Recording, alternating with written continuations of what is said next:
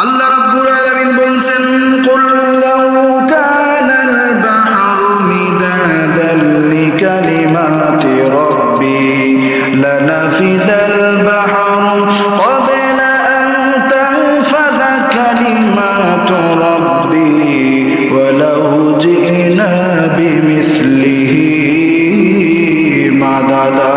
আল্লাহু আকবার বলুন। আমার আল্লাহ পাক রব্বুল আলামিন বলছেন, আল্লাহ তাআলার কালিমা, আল্লাহ তাআলার ব্যাখ্যা, আল্লাহ তাআলার গুণগান লেখার জন্য যদি সমুদ্রের সমস্ত পানি, আসমান এবং জমিনের মধ্যে যত পানি রয়েছে, সমস্ত পানি যদি আল্লাহর গুণগান, আল্লাহর কালিমার অর্থ ব্যাখ্যা লেখার জন্য যদি সমস্ত পানিগুলাকে কালি বানায় দেওয়া হয়, তবুও আল্লাহ রাব্বুল আলামিনের কালিমা, আল্লাহ তাআলার ব্যাখ্যা, আল্লাহ তাআলার কথা লিখে শেষ করা যাবে না। তাহলে যে আল্লাহর গুণগান, যে আল্লাহর কালিমা, যে আল্লাহর কথা, যে আল্লাহ রাব্বুল আলামিন, এত বড় তার কৃতিত্ব, এত বড় তার দয়া, সমস্ত পানি যদি কালি বানায় দেওয়া হয় এবং আল্লাহর কালিমার কথা যদি লেখা হয়, তাহলেও সমস্ত কালি ফুরিয়ে যাবে, তবুও আল্লাহর কথা লেখা শেষ। তাহলে সেই আল্লাহর ইবাদত করতে হবে। কোন আল্লাহর ইবাদত করতে হবে? দেখেন, আমার আল্লাহ রাব্বুল আলামিন জানায় দেয়, বান্দারে লক্ষ্য করো, কুল আরাআইতুম ইন জাআলাল্লাহু আলাইকুমুল লাইলা সারমাদান ইলা ইয়াউমিল কিয়ামাতি মান ইলাহুন গায়রুল্লাহি ইয়াতিকুম বিদিয়া। সুবহানাল্লাহ। আমার মুসলমান বন্ধুরা লক্ষ্য করো, আল্লাহ বলতেছেন, কুল আরাআইতুম, হে আমার বান্দারা তোমরা লক্ষ্য করো, ইন জাআলাল্লাহু আলাইকুমুল লাইলা, আমি আল্লাহর ক্ষমতা কত দেখো, আমি আল্লাহর দাসত্ব, আমি আল্লাহ তাআলার বরত্ব কত তোমরা দেখো। আমি আল্লাহকে ছাড়া অন্য ব্যক্তিদের কথা শুনো, অন্য ব্যক্তির আইনে তোমরা চলো, অন্য ব্যক্তির আইন প্রয়োগ করার জন্য তোমরা মারামারি, হানাহানি, কাটাকাটি করো, কিন্তু আমি আল্লাহর ক্ষমতা কত যে আল্লাহকে ছাড়া তোমরা অন্যদের গোলামি করতেছো। আল্লাহ বলছেন, ইন জাআলাল্লাহু আলাইকুমুল লাইলা, ও বান্দারে, যদি আমি আল্লাহ রাব্বুল আলামিন তোমাদেরকে যে রাত দিয়েছি, এই রাতকে যদি সারমাদান ইলা ইয়াউমিল কিয়ামা, এই রাতকে যদি আমি কিয়ামত পর্যন্ত টেনে লম্বা করে দেই, মান ইলাহুন গায়রুল্লাহি, তাহলে আমি আল্লাহ ছাড়া তোমাদের কোন গোলাম আছে, আমি আল্লাহ ছাড়া তোমাদের কোন প্রভু আছে, সেই রাতের অন্ধকারকে কাটিয়ে আলোকময় করে দিবে। বলেন, আছে নাকি? আমার আল্লাহ ছাড়া অন্য কোন ব্যক্তির ক্ষমতা নাই। আল্লাহ যদি এই রাতকে লম্বা করে দেন কিয়ামত পর্যন্ত, কোন প্রভু, কোন ব্যক্তির ক্ষমতা নেই সেই রাতকে, রাতের অন্ধকার কাটিয়ে দিনের আলো প্রবাহিত করে দেওয়া। আমার আল্লাহ আরো জানাই দেন, আফালা তাসমাউন, আল্লাহ বান্দাদেরকে লক্ষ্য করে বলতেছেন, তোমরা কি শোনো না? এ বান্দা, তোমরা কি শোনো না? আমি আল্লাহর কথা তোমাদেরকে কি জানাই দিলাম, কি বলে দিলাম, আমি আল্লাহর কথা কি তোমরা শোনো না? আমি আল্লাহর কথা না শুনে কি তোমরা আমি আল্লাহর ব্যাপারে চিন্তা করতে পারো না? আমার মুসলমান বন্ধুদের লক্ষ্য করুন, আল্লাহ আরো জানাই দেন, কুল আরাআইতুম ইন জাআলাল্লাহু আলাইকুমুন নাহারা সারমাদান ইলা ইয়াউমিল কিয়ামাতি মান ইলাহুন গায়রুল্লাহি ইয়াতিকুম বিলাইলিন তাসকুনুনা ফীহি। চিল্লায় বলুন আল্লাহ। আমার মুসলমান বন্ধুরা দেখো, আমার আল্লাহ বলতেছেন, ও আমার বান্দা বান্দীরা, তোমরা লক্ষ্য করে দেখো, আমি আল্লাহ রাব্বুল আলামিন যে তোমাদেরকে দিনের আলোয় আমি আলোকিত করে দিয়েছি। যেই দিন যখন রাতের অন্ধকার কাটিয়ে দিন আসে, দিনের বেলা যখন আসে, সূর্যের তাপে যখন দিনটা পরিষ্কার হয়ে যায়, বান্দারে তোমরা ঘুম থেকে উঠে ফজরের নামাজ আদায় করিয়া তোমাদের কর্মের জন্য বের হয়ে যাও। ও বান্দারে, সারমাদান ইলা ইয়াউমিল কিয়ামাতি মান ইলাহুন গায়রুল্লাহ, বান্দারে, এই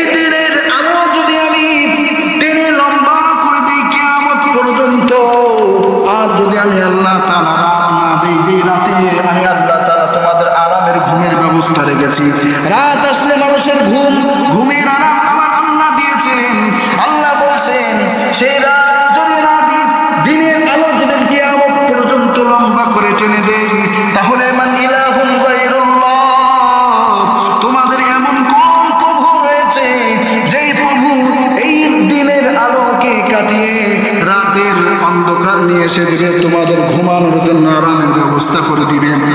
বিলাইলিন তাসকুনুনা ফি, বান্দার এমন কোনো ব্যক্তি, এমন কোনো প্রভুর ক্ষমতা নাই সে দিনের আলো কাটিয়ে তোমাদের জন্য আরামের ঘুম আনার জন্য রাত ছেড়ে দিবে। আছে নাকি বলেন?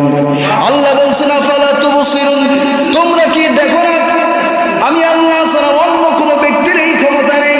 তোমরা কি শোনো না, তোমরা কি দেখো না আমি আল্লাহ ছাড়া কোনো ব্যক্তির ক্ষমতা নেই? দেখেন এত কিছু বলার পরও, এত কিছু দেওয়ার পরেও যেই সমস্ত বান্দারা দুনিয়া নিয়ে পড়ে থাকবে, দুনিয়া মায়ায় পড়ে দুনিয়াকে গোছাবে, আখিরাতকে ছেড়ে দিবে, আল্লাহকে যারা মানবে না, আল্লাহর আইন যারা মানবে না, আল্লাহর আইন প্রচেষ্টার কাজ যারা করবে না, আল্লাহর বিধান লঙ্ঘন যারা করবে, আল্লাহ বলছেন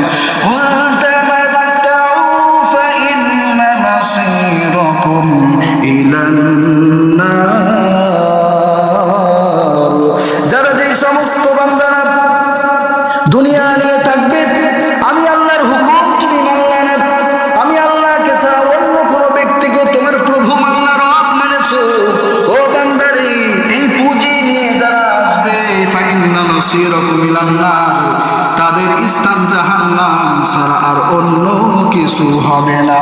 বলেন না নাউযুবিল্লাহ।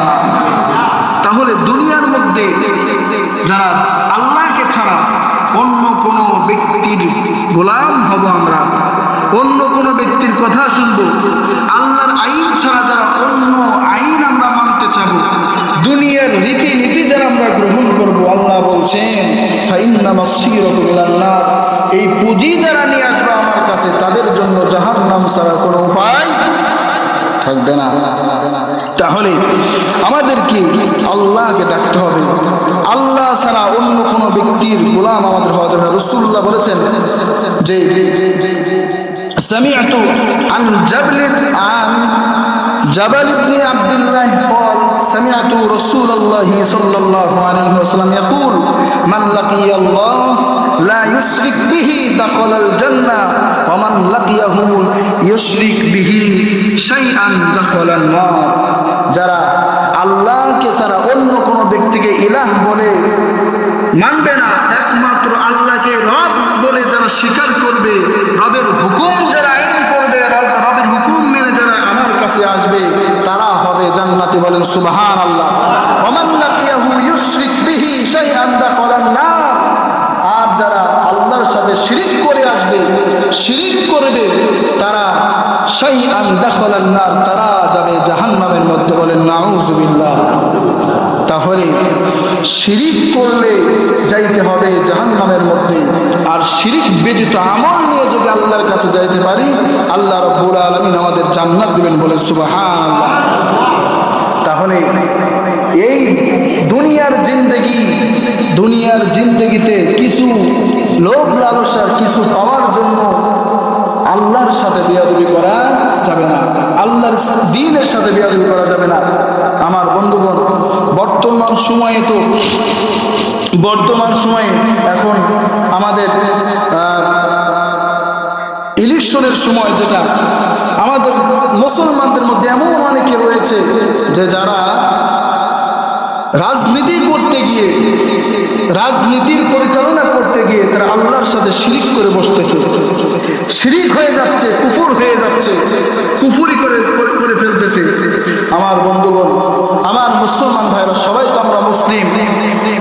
আপনি যেই রাজনীতি করেন না কেন, আপনি রাজনীতি করেন, কোনো সমস্যা নেই, কিন্তু আমার ভাইয়েরা রাজনীতি করতে গিয়ে যেন আল্লাহর সাথে শিরিক না হয়ে যায়, আল্লাহর সাথে শরীক না হয়ে যায়, এমন রাজনীতি করবেন না আল্লাহর সাথে শিরিক হয়ে যাচ্ছে। আমার বন্ধুগণ, রাজনীতি আপনি করেন, কোনো সমস্যা নেই, কিন্তু ঈমান বিক্রি করে কেউ রাজনীতি করবেন না। ঈমান বিক্রি করে রাজনীতি করা যাবে না।